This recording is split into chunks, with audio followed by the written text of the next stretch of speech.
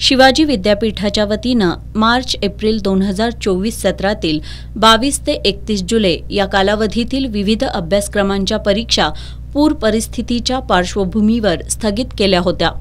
या परीक्षा आता 1 ऑगस्टपासून घेण्यात येणार आहेत।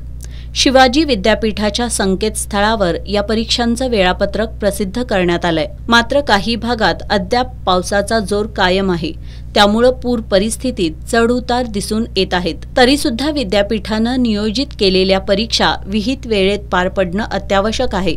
त्यामुळे उद्भवलेल्या परिस्थितीमुळे जे विद्यार्थी परीक्षेस बसू शकणार नाहीत, अशा विद्यार्थ्यांनी संबंधित महाविद्यालयाला याची माहिती देणं गरजेचं आहे।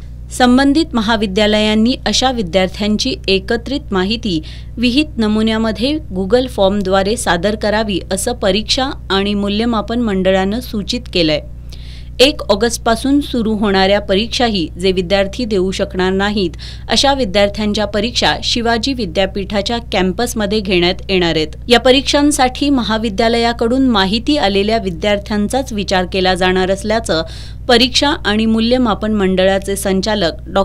अजित सिंह जाधव यांनी सांगितलंय।